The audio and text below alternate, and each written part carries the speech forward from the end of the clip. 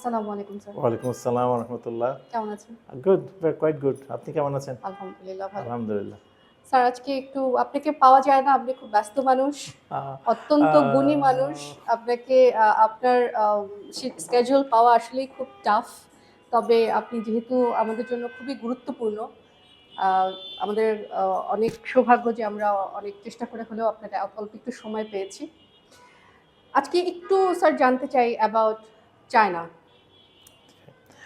আমি ১ম এই দুঃখ প্রকাশ করছি। আসসালামু আলাইকুম যারা শুনছেন, দেখছেন। সবাই ভালো থাকবেন এই আশা নিয়েই কথা শুরু করছি। আসলে আমি ওইরকম কোনো ইম্পর্টেন্ট মানুষ না যে আমাকে পাওয়া যাবে না, সেরকম কিছু না। আমি খুব কাছেই থাকি। কিন্তু ব্যস্ত সময় কাটে এটাকে। সময়টাই আমার সবচেয়ে কম। আর বাকি সবই আছে। তো এইজন্য আমি দুঃখিত আপনারা আমাকে পাননি, সেজন্য আশা করছি সামনে থেকে নিয়মিত পাবেন। আর হচ্ছে যেটা বলতে চাই, চায়না সম্পর্কে এইভাবে প্রশ্ন করলে তো মানে দিনের পর দিন বলতে হবে। নিশ্চয়ই। তা আমি যদি ধরেন একটা স্পেসিফিক্যালি ধরি, আমরা এখানে আইএলস সেন্টারে আছি। তা আইএলস হচ্ছে একটা ল্যাঙ্গুয়েজ সেন্টার। আমরা ল্যাঙ্গুয়েজের পার্সপেক্টিভ যদি কল্পনা করি তাহলে একটু আমার জন্য বলতে সুবিধা হবে এবং স্যার সময়টা কম আমি লাগবে। একটু স্পেসিফিক্যালি জানতে চাচ্ছি different types of Chinese scholarships. আচ্ছা, খুবই ভালো প্রশ্ন। জি। Chinese government provides quite a number of different scholarships. Right. তার মধ্যে সবচেয়ে ইম্পর্টেন্ট যেটা, এটার নাম হলো CSC, China scholarship council scholarship. Right. China scholarship council হচ্ছে চায়নারই একটা সবচেয়ে বড় স্কলারশিপ, যেটার মধ্যে all disciplines of education sector are available. জি। এবং আচ্ছা, আরেকটা হচ্ছে প্রভিন্সিয়াল গভর্নমেন্ট স্কলারশিপ। চায়নাতে প্রায় ধরেন 34টা মানে কী বলে এটাকে, প্রদেশ মর্যাদার অ্যাডমিনিস্ট্রেটিভ এরিয়া আছে, জি। বিভাজন। যেমন ধরেন সেন্ট্রালি অ্যাডমিনিস্ট্রেটেড সিটি যদি বলেন তাহলে বেইজিং, সাংহাই, থিয়েনজিন, ছুংচিং, এই চারটা। আচ্ছা। এরপরে হচ্ছে আপনার ধরেন কিছু স্পেশাল অ্যাডমিনিস্ট্রেটিভ রিজন আছে, যেমন হংকং, ম্যাকাও, এগুলো স্পেশাল অ্যাডমিনিস্ট্রেটিভ রিজন। কিছু আছে স্বায়ত্তশাসিত অঞ্চল, যেগুলোতে বিভিন্ন সংখ্যালঘু জাতি অধ্যুষিত এলাকা হিসেবে ভাগ করা হয়েছে। যেমন মুসলমানদের উইগোর আছে, তারপরে নিংশিয়া হুই আছে, তারপরে আপনার ধরেন হচ্ছে কোয়াংশি চুয়াং জাতির একটা স্বায়ত্তশাসিত অঞ্চল। এরকম 5টা স্বায়ত্তশাসিত অঞ্চল, মঙ্গোলিয়া স্বায়ত্তশাসিত অঞ্চল আছে। তারপর এই ধরনের অঞ্চলগুলোর 5টা বাদ দিলে 4টা সেন্ট্রালি অ্যাডমিনিস্ট্রেটেড সিটি এবং স্পেশাল অ্যাডমিনিস্ট্রেটিভ রিজন, যেটা হংকং এবং ম্যাকাও বললাম, এগুলো বাদ দিয়ে বাকি 21টা হচ্ছে ওদের প্রভিন্স। আচ্ছা, এই যে তাহলে সেন্ট্রাল গভর্নমেন্ট স্কলারশিপ মানে সিএসসি স্কলারশিপ, প্লাস হচ্ছে প্রভিন্সিয়াল গভর্নমেন্ট স্কলারশিপ, তারপর হচ্ছে যে আপনার ইউনিভার্সিটি প্রেসিডেন্সিয়াল স্কলারশিপ, বিভিন্ন ইউনিভার্সিটি আলাদা আলাদা কিছু স্কলারশিপ দেয়। তারপর এর বাইরে হচ্ছে কনফুসিয়াস স্কলারশিপ। কনফুসিয়াস স্কলারশিপ হচ্ছে simply they groom Chinese language teachers abroad, এবং তাদেরকে আন্ডারগ্র্যাড প্রোগ্রামে নিয়ে যায়, ওখানে তাদেরকে টিচার হিসাবে গড়ে তোলার জন্য একটা 5 বছরের একটা কোর্স। এটা একটা ব্যাচেলার্স ডিগ্রি সার্টিফিকেট দেয়। তারপর ফিরে এসে they are entitled to teaching Chinese language abroad মানে আদার দেন চায়না। আচ্ছা, আর একটা হচ্ছে যে মফকম স্কলারশিপ, হচ্ছে মিনিস্ট্রি অফ কমার্স। চায়নার মিনিস্ট্রি অফ কমার্সের সঙ্গে অন্যান্য দেশের মিনিস্ট্রি অফ কমার্সের স্কলারশিপ আছে, সেগুলো দেয়।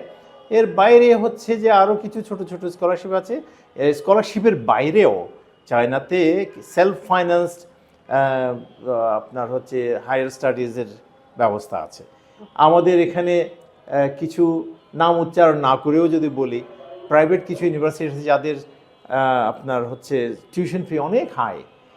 ওই টাকা খরচ করে আপনি চায়নাতে গিয়ে ওয়ার্ল্ড র্যাঙ্কিং ইউনিভার্সিটিতে আপনারা পড়াশোনা করতে পারবেন।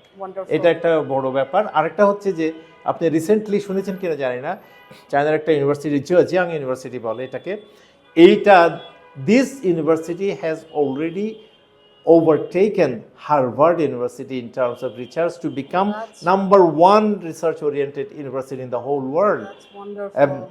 2 of Chinese universities have already topped the list. আপনি you can imagine.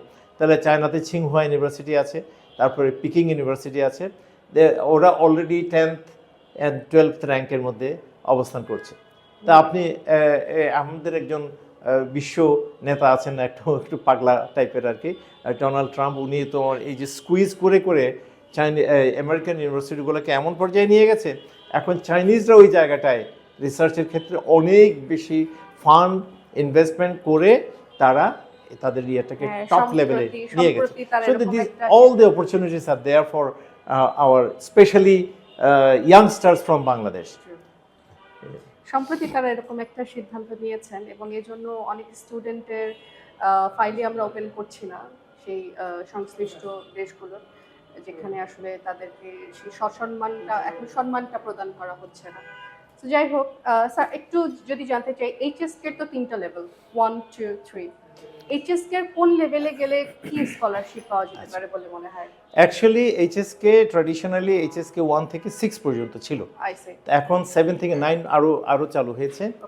HSK 4 normally is a prerequisite to qualify students, মানে foreign students to apply for Chinese government scholarship, যেটা আমি সিএসসি বলেছি।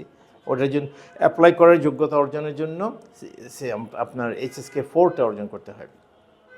এইচএসকে 4-এর শুধু চাইনিজ গভর্নমেন্ট স্কলারশিপের জন্য যে তা নয়, এটা পাশ করলে আপনি যে কোনো জায়গায় you become a competent candidate for any sort of job in any company is Chinese or China related company or a venture between China and other countries, যেটাই বলে এগুলো খুবই ইন্টারেস্টিং।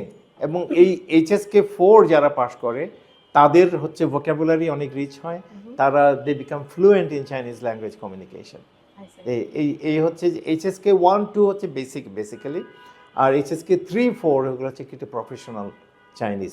এইচএসকে 5, 6 হচ্ছে ওগুলো গিয়ে হচ্ছে আপনার ওই যারা টিচার কোয়ালিফাই করবে টিচিং চাইনিজ এর জন্য, চাইনিজ ল্যাঙ্গুয়েজ টিচার হওয়ার জন্য এইচএসকে 6 এটা খুব ইম্পর্টেন্ট আর কি।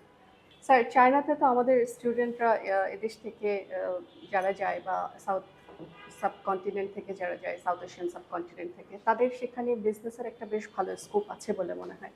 সেক্ষেত্রে চায়নারা কতটুকু friendly? China has never occupied a single piece of land outside their country.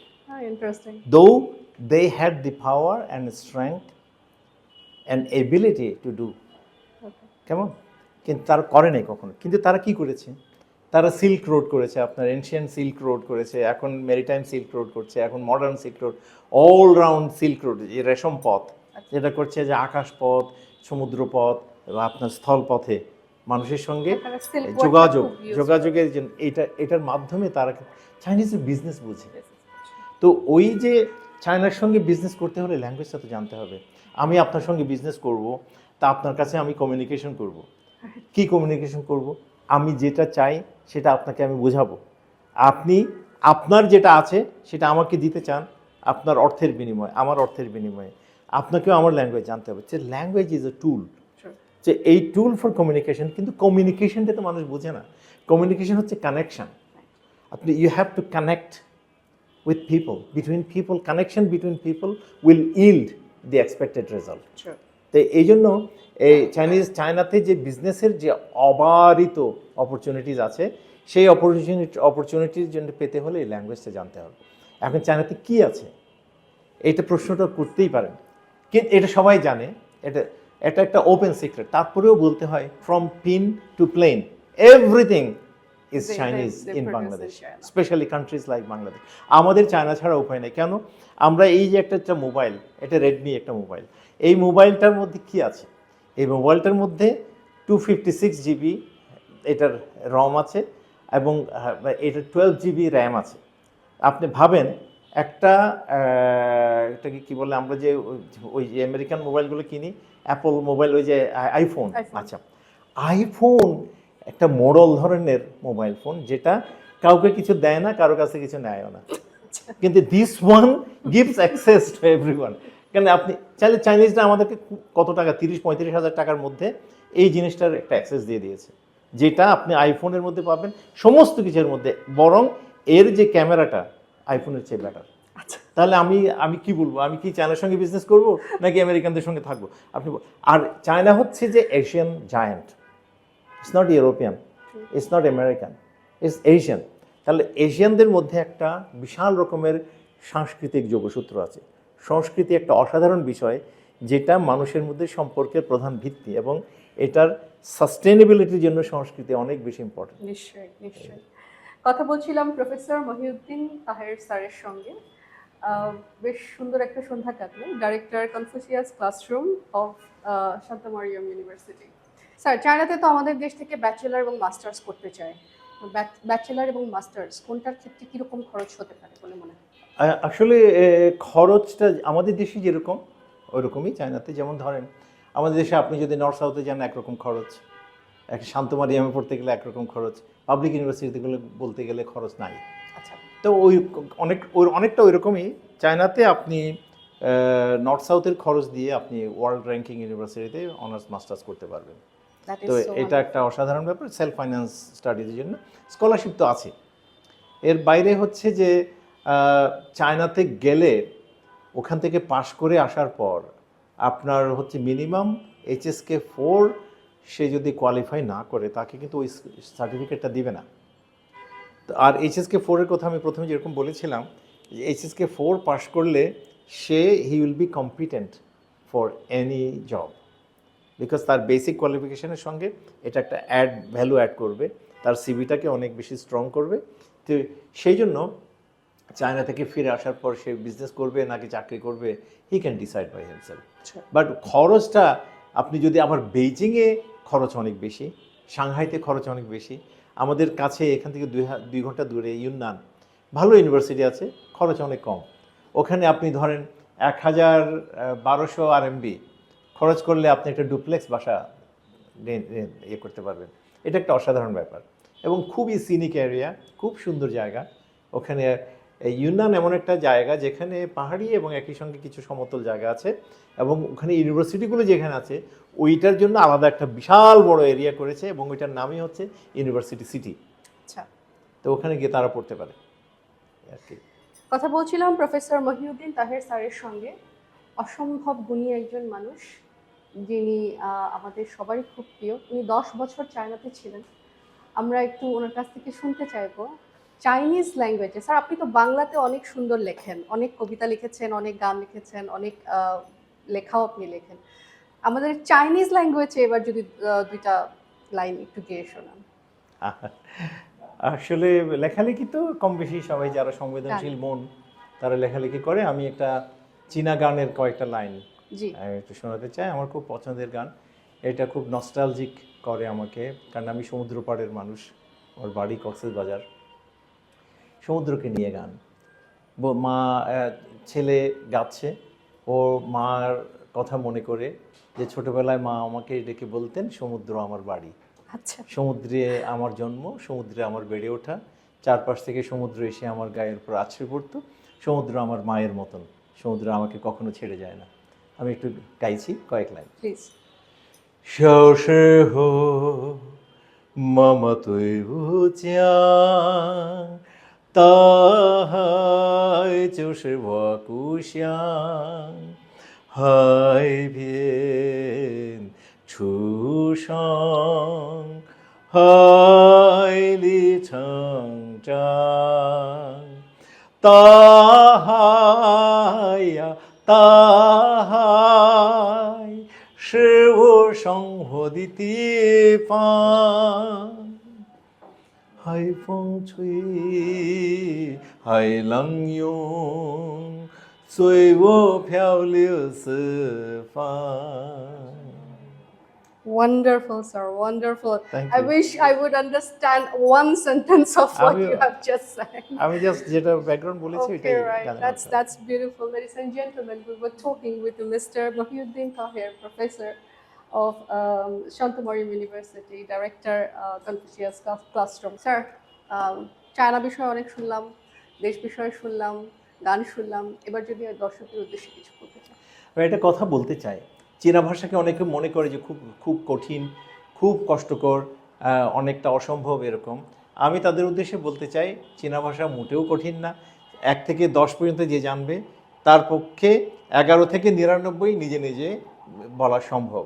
আর চীনা ভাষার ভার্ব কখনো চেঞ্জ হয় না, আপনি সময় উচ্চারণ করে তার টেন্স বলে যেতে পারবেন। বাংলা ভাষায় যেরকম ভার্ব চেঞ্জ হয়ে যায় সেরকম চীনা ভাষায় না। তো সুতরাং আর একটা জিনিস হচ্ছে মনে রাখতে হবে, আপনি যদি এই মন্ত্রটা মনে রাখেন তাহলে আপনি চীনা ভাষায় কেন যে কোনো কঠিন কাজ আপনি শিখতে পারবেন, কঠিন কাজ আপনি করতে পারবেন। এটা হলো আমি বিশ্বাসী, আমি সাহসী, আমি পারি, আমি করব, আমার জীবন আমি গড়ব ইনশাআল্লাহ। ধন্যবাদ। চায়না নিয়ে কথা বলছিলাম তাহের স্যারের সঙ্গে। বিস্তারিত যদি আরও কিছু জানতে চান তাহলে আমাদের একজন চাইনিজ প্রতিনিধি থাকবেন 7ই ফেব্রুয়ারি।